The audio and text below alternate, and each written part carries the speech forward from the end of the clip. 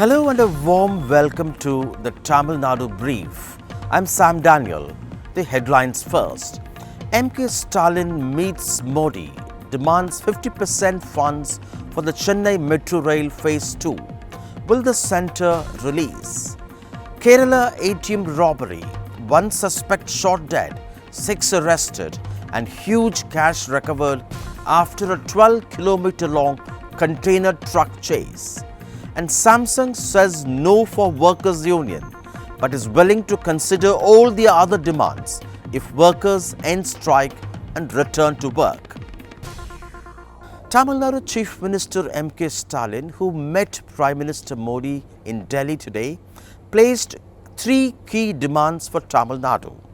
1. To release 50% of funds for the ongoing Chennai Metro Rail project Phase 2. Stalin explained that earlier the project was treated as a state government project only for expediting a loan from Japan's JICA, and that should not be a reason now to deny centre's 50% equity sharing, just like the way it's doing for other states. He cites this crisis has now slowed down the project. Secondly, he demands the centre's share under the Samagra Shiksha scheme for school education. The denial on the grounds that Tamil Nadu is not implementing all aspects of the new education policy, particularly the 3-language formula, Stalin says is not right and is affecting 43 lakh school children across the state besides 2.2 lakh teachers. He says, like in the past, Tamil Nadu ought to be exempted from the 3-language formula. Thirdly, he wants the centre to resolve the issue of the Sri Lankan Navy arresting Indian fishermen from Tamil Nadu, particularly taking up this issue in a diplomatic way. Stalin says, at the moment, 145 Indian fishermen, all from Tamil Nadu, are behind bars in Sri Lanka, and 21 of them have been convicted and many fined up to well over ₹1 crore, which he says ordinary fishermen cannot just afford. The Tamil Nadu police have secured the suspects in the Kerala ATM robbery case, and they have also recovered large sums of money. The police chased a container truck this morning for 12 kilometers, shot dead one suspect and arrested 6 others, besides recovering huge sums of money. The counting of the cash is still underway, and police say they had to open fire in self-defense as the gang attacked them or assaulted them. 2 police personnel have also suffered injuries in this operation. Police have also secured a car that was kept hidden inside the container truck. Investigators say the modus operandi is to use this particular car hidden for recce of the ATMs they plan to break open. After the crime is committed, they would hide the car back inside the container truck. So this car used for the crime will never be captured by any CCTVs. Recently, Kerala witnessed 3 ATM robberies. Investigation is underway if this gang was part of any other crimes in Tamil Nadu or in other neighbouring states. The strike by more than 1,000 workers at the Samsung electronics plant outside Chennai at Kanchipuram has entered its 19th day, demanding recognition of their workers' union, pay revision, equal pay for equal work, and doing away with what they call the mandatory overtime work on a regular basis every day. While the strike had hit up to 50% of the production ahead of the festive season, the company has yet again appealed to the workers to return to work, and they would consider all their other demands except recognizing the unions. I spoke to Samsung's legal counsel Anand Gopalan on this.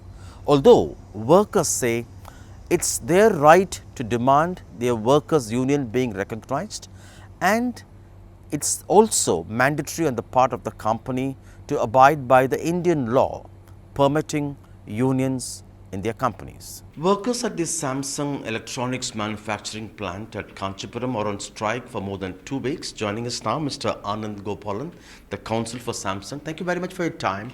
Could you give us a sense of what are the sticking points since the talks are underway?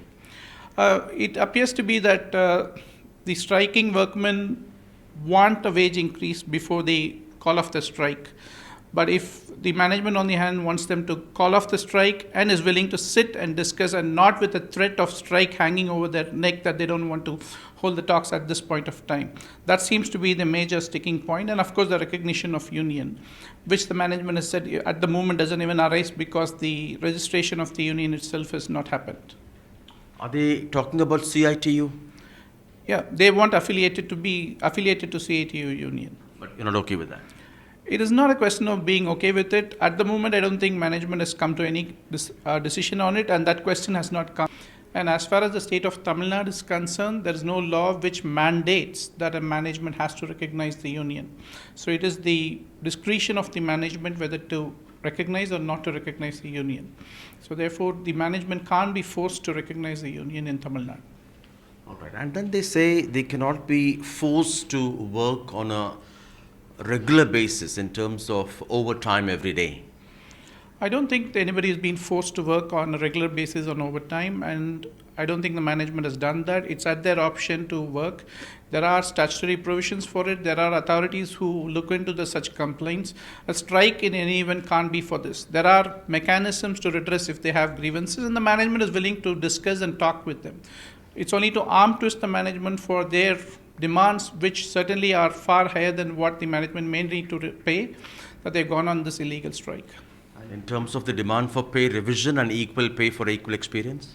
A pay revision, as I said, the management is already paying higher than the minimum wages, and they are still willing to consider, sit, discuss, and come to an amicable settlement on those aspects as well. In terms of the talks, has the Tamil Nadu government involved in this? Yes, certainly. The conciliation mechanism, the Labour Department has been involved. Apart from it, at the secretarial level, the Labour Department has also got involved. There have been rounds of discussions. They have tried to prevail upon the union to get off the illegal strike that they are now, for the more than 20 days have gone by. They've been advising them to come back and then hold talks, and they are willing to support the union and the employees on the talks with the management as well. But the union has been adamant on the illegal strike. How concerned is the management about this? Certainly, they are definitely concerned. They have been in talks with all authorities trying to resolve this issue because they have been compliant with the law, and it's not that they have been non-compliant in any manner. There's no kind of action taken against the management till date by any authority because they have been completely compliant with it. At the same time, the management has also been not vindictive, not taken any action on any employee. They've gone ahead to say that even if the workmen who come back, no action will be taken against them despite the strike being illegal. So the management is certainly concerned about it, and they want the strike to be called off at the earliest. The worst case scenario could be? Well, strike prolonging is the worst case scenario, but the government, I think, can step in at this point of time under the ID Act and hold the strike as it is illegal. Because it is illegal, because the conciliation is there, right. The government could refer the dispute and the demands of the workmen to the tribunal and hold the strike to be illegal and direct the workmen to come back. Thank you so much for your time. That was the counsel for Samsung talking to us on the ongoing strike by workers at the Samsung electronics manufacturing plant in Kanchipuram. Well, that's a wrap on this edition of the Tamil Nadu Brief. Join us on Monday, same time. Have a great weekend. Goodbye.